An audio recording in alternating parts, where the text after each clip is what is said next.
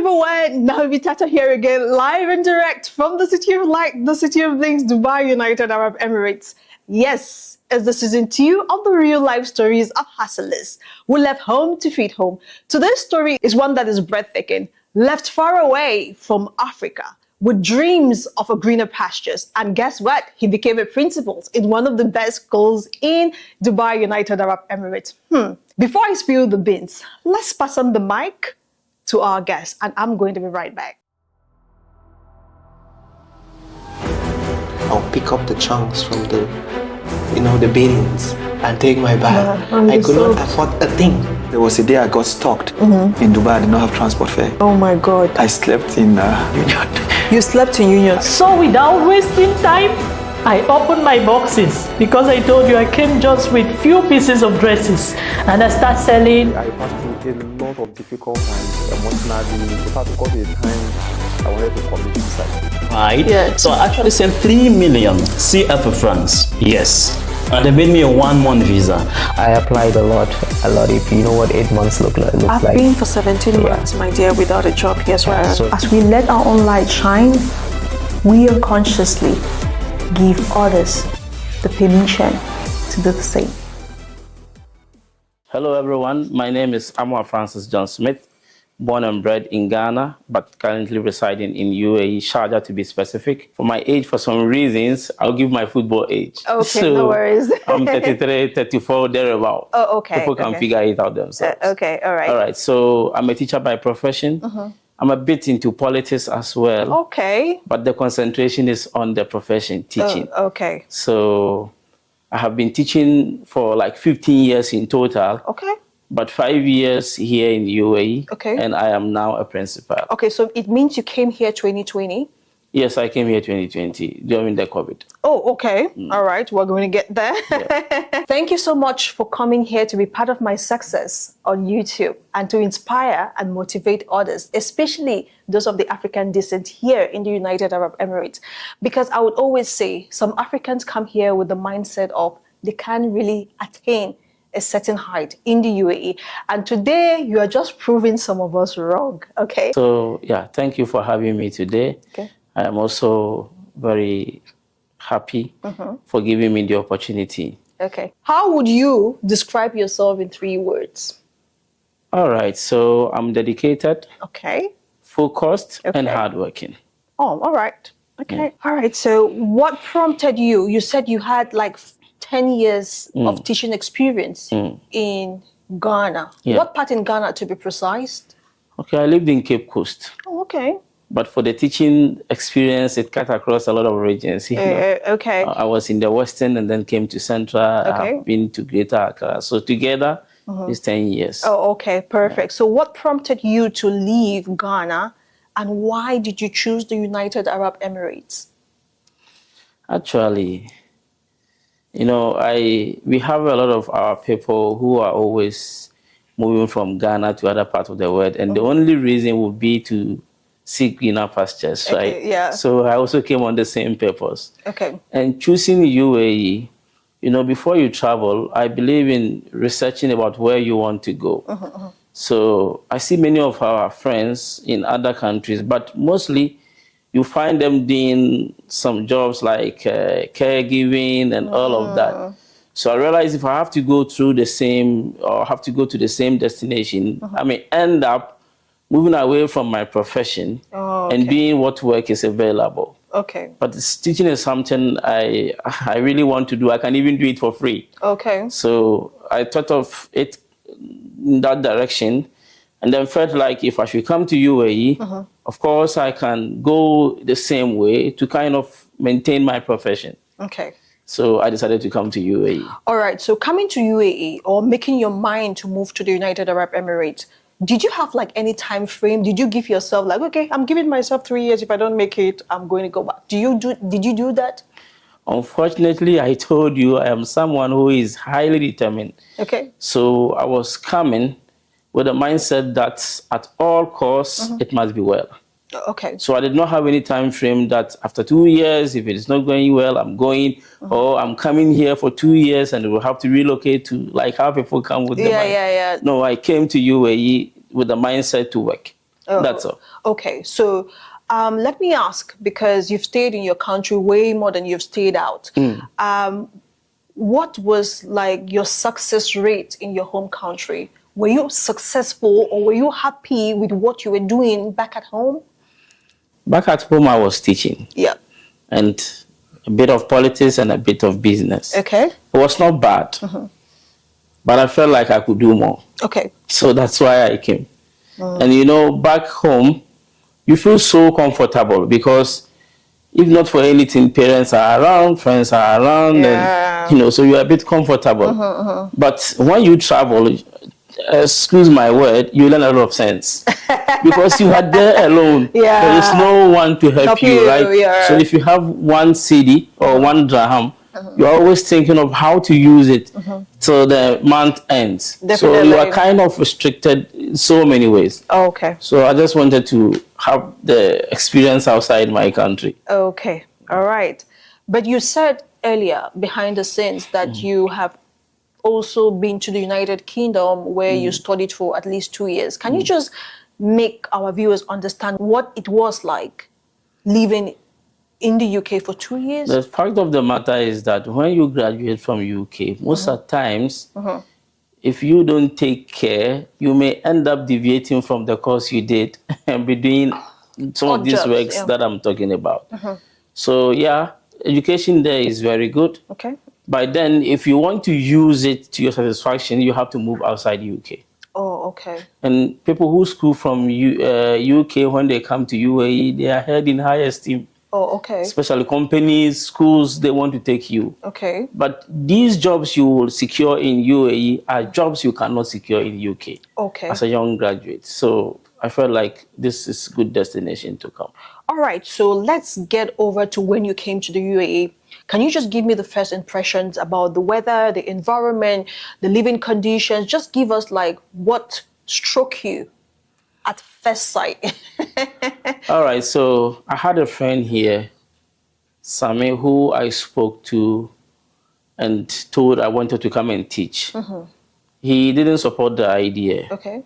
He was like, it is very difficult to get a teaching job here, especially if you're an African. Okay. You have to school here, you have to do some courses here, so don't come. But I still, like I said, I always want to do what my heart tells me. Okay. So I still felt like I can do something, so I will come. So I came, and he was supposed to meet me at the airport. Unfortunately, he couldn't make up, so I had to come myself. Okay. I had to stand at there outside with my bags for like 2.5 hours. All right. I think he was at work or something. So what I'm trying to ask is, sorry that I'm cutting, like what was the first impression about the environment, about the airport? What was different? Like what struck you? yeah, First you know, the airport terminal looks very good. So airport was fine. Oh, so you took Emirates? Yeah. Oh, okay. But when I got out of the airport, it was around August. Oh, okay. So the weather was, you can understand. So it was hot, so it was a bit. And then when I entered the bed space. Okay. So you were one of those people who stayed in the bed space? Yeah. When I entered the bed space, it was my first experience, you know. Comparing that, you could say that is maybe secondary school life. Yeah, like dormitory. So I entered there and I asked my friend, where are we going to sleep? And he said, this is your bed. So my bed was the top bed. Okay. So I had to climb up and then pack my bags and then go up to sleep there. In fact, I didn't expect that. I didn't expect that. Yeah. All right. So what about the overall environment? Because sometimes some people just know, okay, the United Arab Emirates is in the heart of the Sahara. They know nothing is here.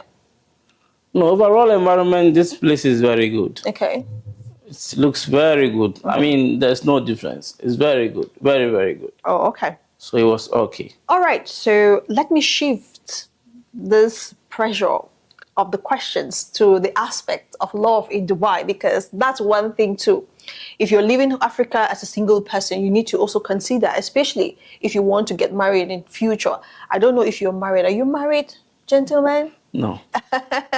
All right. So you're in the same loophole like others who are struggling in the city of Dubai to find love.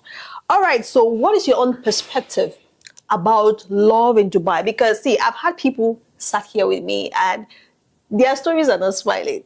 So can you just give me your own perspective about what love has been or what it is like in your own view? Anyway, I live alone till now. I live alone. Okay. I live alone because I want to spare myself of the drama. Okay. You know, mostly our African sisters who come to UAE, 90% of them are either secondary school leavers or dropout. 90%. That is not 2 ways 90%. about that. Guys, viewers, are you guys accepting or agreeing with this? 90% of African ladies are secondary school dropouts in the UAE. No. What I'm saying is that 90% of them that come here are either secondary school leavers or dropout. You know best. No, I don't know about that. You're telling me that for the very first time, and I want my viewers to come down to the comment section and try. I'm sure they're going to come after me. Please liberate us, the ladies, because I've never because my circle is made up of graduates, huh? Yeah. Yeah, so I don't understand. That may be few. No. That may be few. Oh my God, please. That may be few. It's true. Yeah. So usually you hear the drama of someone throwing acid on someone stabbing someone, this, that. Okay. That. So I feel like, quote unquote, that maturity is lacking there. Okay. So for me, I feel like I should take my time. Okay. If I get the one that falls within my category, because I have my own plans. Okay. So you've just said something that is very vital to this conversation. You said within your category. So can you just tell my audience, because you never know, some girl may be watching and would like what she says. Oh my God. So tell us your category to know if they fall under. No. See, one thing is that Okay. my wife should be someone who can take care of my kids in my absence. Oh, okay. What that means is that he has to be responsible. Okay. She has to be responsible. So what's your definition of responsibility? Because people have different... Emotionally matured. Okay. At least earning something. Okay. Nothing is it's no good. I don't want someone with nothing. Okay, so in Dubai right now, you've not seen any lady you think is emotionally matured, who could actually take care of your kid?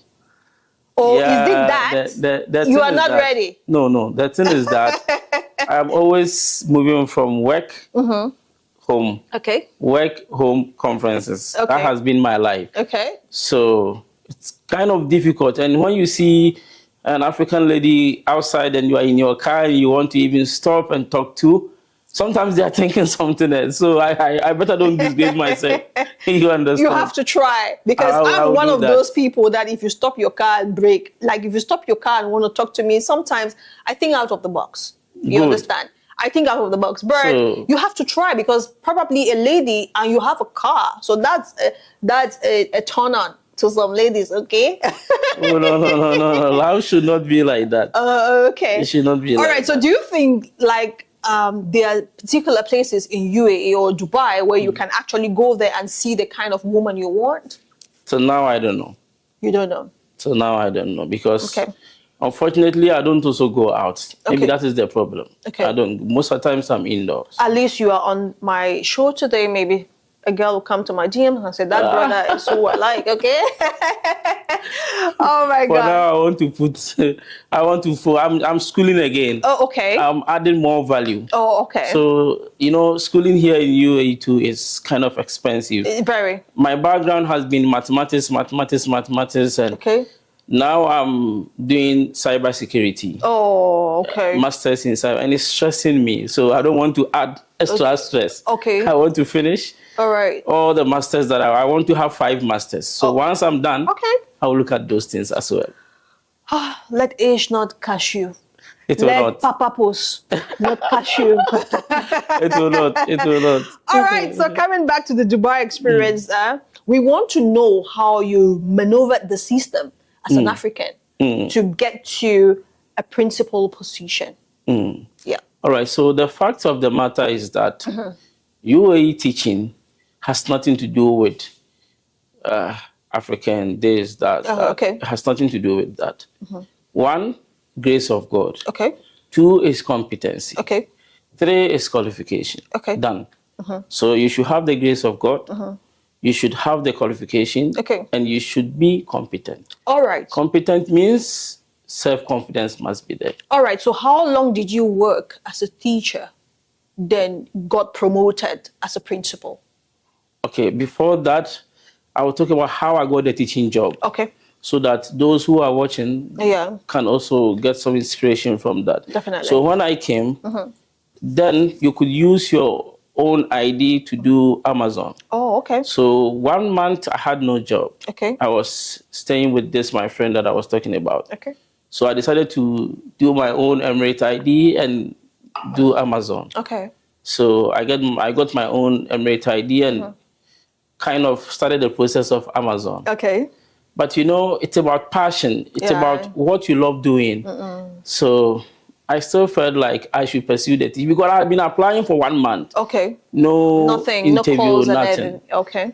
Not knowing my CV was not well constructed. Okay. And the kind of things they were looking out for them to select you for even interview, I was going wayward. They're asking for A, you are going to Z. Yeah. So that is the problem of most Africans. Yeah. They come, they say, I'm a teacher, but I'm applying, I'm not getting. Yeah. Probably your CV is not well constructed. Okay. So I came into contact with one Indian guy who said, but this your CV, nobody will call you for interview. Okay. At least he was honest. So he told me, I will help you to construct another CV. So I did that. I added my qualifications and everything. So I was there one afternoon when I had a call. Okay. And like I'm saying, UAE teaching, there is nothing like you are from Ghana, you are from here. It's about your competency. Because my case, we were 5. Okay. Fighting for one same position. Okay. We were 5. 2 of them were Indians, 2 from UK, who are UK, I mean, with the UK passport. Yeah. And then myself. Okay. So we were 5. So we went for the first day, they screened, and they brought us to 3. Okay. Now, when they brought us to 3, it was the students who were going to decide. Oh, okay. So, okay, you said you are a mathematics teacher, right? Yes, you can teach A levels, right? Yes, this is the board. Take it and show us. That is it. Okay. So you teach, and then the students will give feedback. Oh, okay. And there and then you'll be appointed. Oh, okay. This is how, and it is done. So now this is the process. Okay. If I'm employing you, I'm not going to base on the talking. I believe because you're going to work in the classroom. So the work should be what you do in the classroom. So we finish, and they scale us to 2 again. Okay. Myself and the UK guy. Okay. So we have to come for second teaching again. Okay. And they will not give you the topic. Okay. And the thing is that the education here is higher than the education in our countries. So if you have had your education entirely in Africa and you are not up to the task, you will not be able to teach, especially at the A levels. For the junior high and others, it's easy. But I was targeting the A levels. Okay. So baccalaureate and something. We came again. They gave us the opportunity. I was teaching, and in the middle of teaching, everybody was clapping. Okay. I didn't know what to do. I was teaching them, and then at a point in time, everybody was clapping. It was like it was organized. They were so happy because by then the UK guy had taught. Okay. And what they do is they give the same chapter, the same topic. So you go there, you are teaching maybe integration because they want the same chapter so that the kids can differentiate. Sure, yeah. Okay, you are also going to teach integration. You only get the chapter when you get there. Oh, okay. So you should know it. Yeah. So I just got there. They gave me the chapter. I said, okay, I will teach. So the guy went first. It's 30 minutes. He was done. And then he went. So I also went. I was teaching. And then they were clapping. So the then HOD, how do you go? HOS. Here we call it HO, head of sector. Okay. The other maths teachers, all of them has to come to the class because they don't know what was happening. Why the kids were clapping. Clapping, yeah. So I finished mine.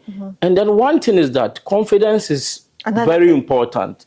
Wherever you go to any place for any job, the problem with Africans is we are timid. We are not able to dictate our wish to them. I went and I met the electronic board. Okay. That is what they were using. Okay. And teaching here was presentation. I told the HOS that I cannot use the electronic board to teach maths. He was saying, why can't you? I said, it's not like I don't know how to use it, but I'm teaching mathematics. The students should move with me step by step. Give me whiteboard. Okay. That was the second time. First time, they gave us presentation. It was not good for me because I feel like mathematics should be the students should be part of the class. Yeah. But this was like just presenting to them. Something you have done and you are just presenting to them. Okay. So second one, I requested for a whiteboard. They were laughing. Everybody was laughing. It's like it looks archaic to them. Yeah, definitely. So I said, no, I want a whiteboard. So they brought me the whiteboard. It was very small because they didn't have whiteboard. Okay. So they brought very small whiteboard and I was teaching with the whiteboard. Okay. And you know what is happening now? No. Now in the school that I was teaching, okay, all mathematics classes, they are using whiteboard. Okay, all right. They are not doing presentation again. So I changed the narrative. Definitely. So that you is added one very big value. Yeah. So when you go to workplaces, to my African, just feel free to tell them what can make you perform better. Don't just go like, okay, I will try my best. Your best will not be the best at that moment. Okay. We are not used to. Because in Ghana, I was not used to this electronic board. I was used to marker and whiteboard. And that's what I can do best. So I opted for that. And I think that is what brought the clapping. Because I was taking them step by step. That's what I did. Oh, okay. Okay, so let's talk about, you've told us about how you got your job, okay? Let's go over to the living conditions. However, let me ask, did you ever had to do maybe cleaning or maybe some other job apart from some other job from what you actually came to UAE to do? Unfortunately, no. So you started with teaching? Yeah. Okay. All right, because you were saying you had to do Amazon and so on. Yeah, I started the process, but I did not. It was within that time that I had the interview. And I had only one interview and I got the job. Oh, okay. Perfect. So let's get over to the living condition, because the living condition, before you get your feet to the ground here in the UAE, if you're not careful, you'll be a nomad. From one bed space to the other bed space. So how has the living condition been for you for the past 5 years? I experienced the bed space for 1 month, 2 weeks. Okay. Fortunately for me, the job that I had came with a one bedroom. Okay. So from there, I have not been to the bed space again. Oh, okay. So no visa changes? No visa changes. So how many employments? So far 2. Okay. So did you do any course like cashier? Is that how they call it? Or this special need course and so on? No. Those courses have nothing to do with me. Those are certificate courses. I'm masters. I have my masters. Okay. So I do not have to do those courses. But if you have some SHS certificate and you want to become a teaching assistant or AI, what we call individual assistant and all of that, then you can do those courses. But if you're a graduate, especially if you have your masters, you don't need to do those courses. Okay, so no use. Let's go to when you were in the UK. You went there for your master's degree. Yeah. What did you study? Mathematics. Okay, you have a master's in mathematics. Yeah. From which university in the UK? Birmingham. Oh, okay. That's cool. All right, so let's go over to how many years you worked for as a teacher before you got promoted as principal. Yeah, so I worked for 4 years. Okay. That means I had first 2 years contract. Okay. Renewed the contract again with them. Okay. And then after the 2 years, I had the opportunity. And I did some educational leadership courses. Okay. Educational leadership courses. Like which course and which course? Managing schools. Okay. It's school management. Oh, okay. So I took 1 year. It's a 1 year program. Okay. That also I did with Birmingham here. Online. UAE campus. Yeah. Oh, okay, University of Birmingham here in Here in UAE. How much was the course, if I may ask? It's expensive. Just tell me the price. 60,000. 60,000 euros for 1 year. Oh, okay. Yeah. All right. That's good. All right. So let's get to picture the scene of how you got promoted. What did they tell you when you got promoted? How did you know? Did you know you were getting promoted? No, not really. But there was a time one man was telling me that if you have the opportunity, try to do educational leadership program because the students like you. So most probably you can get a principal position or HOS position or something of that sort. So I just decided to do the course for 60,000. Yeah. Okay. So you had to pay in 3 installments. So I paid 20K, along the line another 20K, and then along the line another 20K. Okay. So the thing is, if you add value to yourself in UAE, it's expensive, but you will get it back. Okay. So let me ask, what happened? Can you just briefly tell my viewers the scene, how you got promoted, how you were elated, and what happened that day of your promotion? Anyway, we were about four of us who were trying to get this position. Okay. So, I don't know. I always say that God does it his own way. I don't know how he did it, but I had the opportunity. So, and I think that has been an opportunity for Africans. Okay.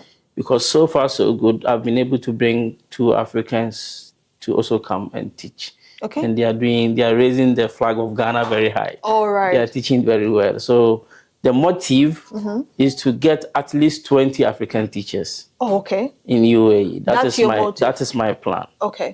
Before I leave, I want to get 20. I want to be able to boast of 20 African teachers that have been able to get the teaching opportunity through me. Okay. So I'm on course. I think now I've added 1 nursery, madam. Okay. So now I'm having 3 now. Okay. So anytime I get the opportunity, then I chip in another person. Oh, okay. So don't go away from my question. I asked, describe the scene, the day you were promoted. The thing is that I never anticipated. Okay. I never. But you were just putting your best foot forward. I never thought of sitting in my office, controlling both Africans and Indians, especially when we had, the time I did not even have any African teachers. So I never thought of controlling white. That is the impression, you know. Okay. So when I wake up, I want to go to the office. Okay.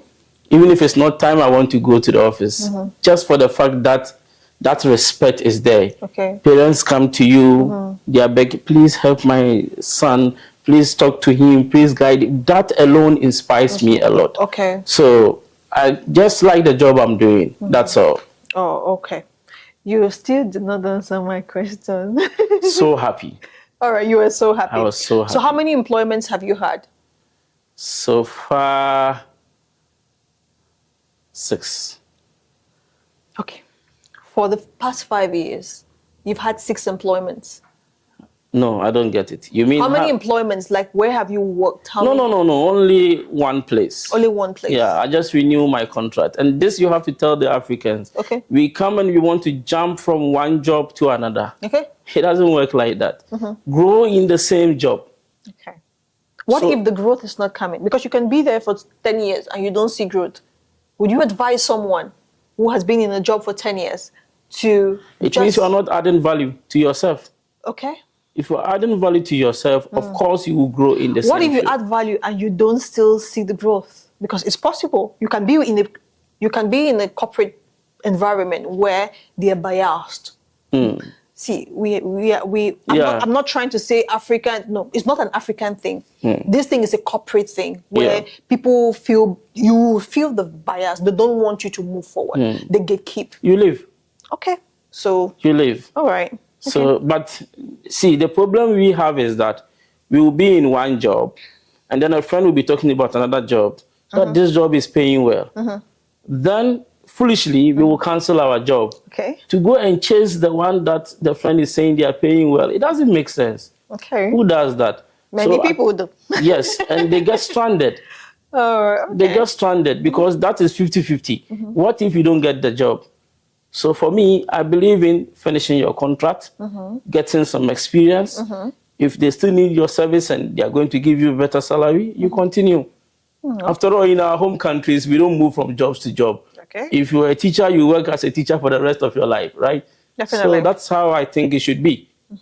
So that you gain more experience, and then it will get to a point where the company cannot live without you. Oh.